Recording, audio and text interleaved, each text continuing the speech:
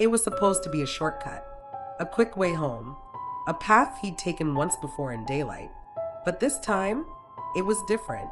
He took a shortcut through the woods and never came back the same.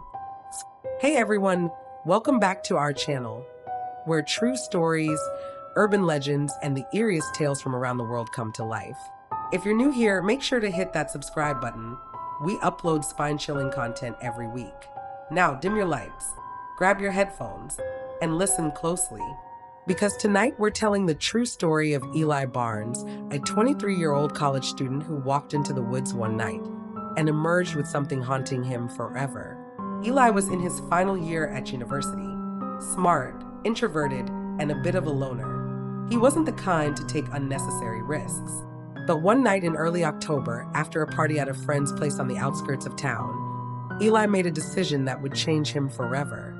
It was getting late, around 1:15 a.m. His phone battery was at 3%. His ride had bailed. The buses had stopped running, and the Uber wait time was over an hour. That's when someone mentioned the shortcut, a trail through Mirkwood Forest. Yes, that's what locals actually called it, Mirkwood.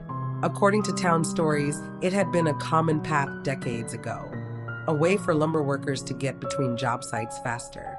But after a series of strange accidents and disappearances in the 1980s, the trail was unofficially closed off.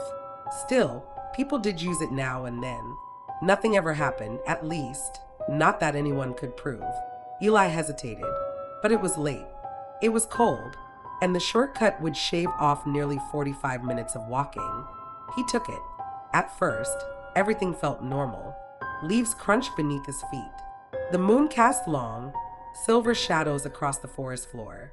His phone died just 5 minutes in, but he told himself he didn't need it. He just needed to keep walking straight. The trail was narrow but visible, a slightly worn path between thick trees.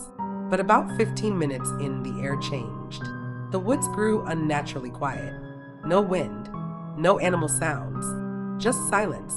Then he heard it, a faint whisper. He turned around. No one. Eli assumed it was the wind, or maybe he was just tired. He kept walking, but the whispering returned. This time, clearer. His name, Eli. He froze, heart pounding. He turned his flashlight on. Nothing.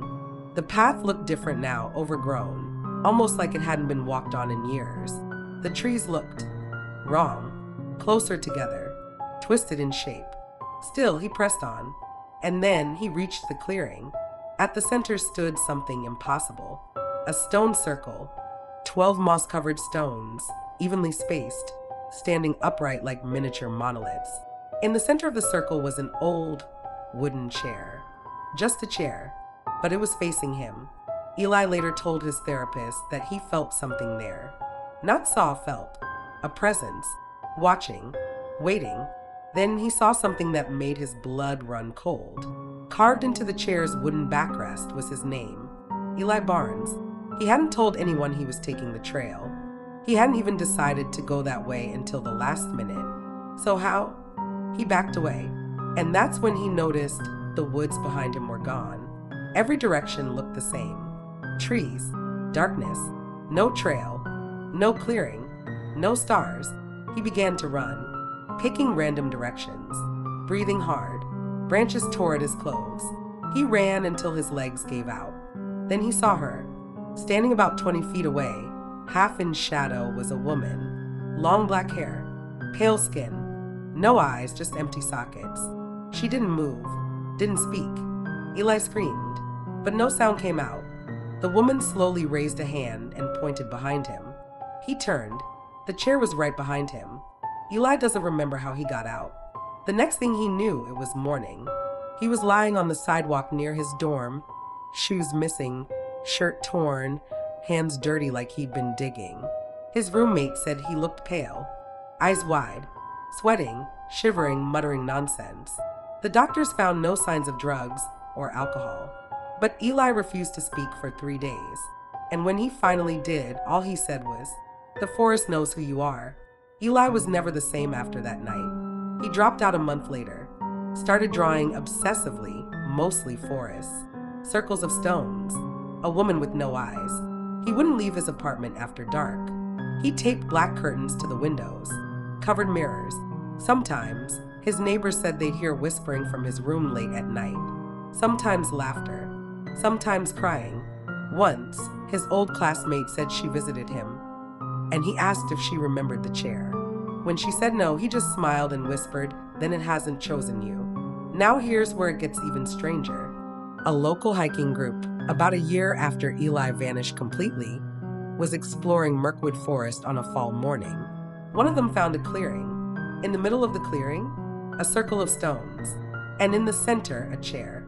On the back of the chair, a name carved into it, but not Eli's. The name was Sarah Lynn Park, one of the hikers. She didn't return with the group. Her body was never found. But one of the other hikers said something that chilled everyone. "I swear she just walked into the trees and vanished, like she was following a voice only she could hear." Final thoughts. So, what really happened to Eli Barnes? Was it all in his head? A psychotic break triggered by stress and isolation? Or is there truly something ancient in Mirkwood Forest?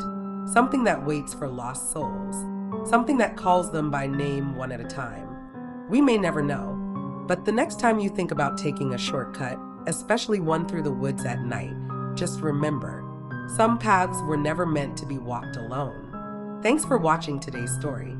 If this sent chills down your spine, drop AI emoji in the comments so we know you made it to the end.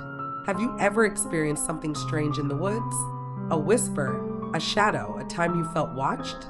Let us know below. We're reading every comment. And if you enjoyed this, be sure to like, share, and subscribe for more eerie encounters every single week. Until next time, stay curious, stay cautious, and never ignore the whispers.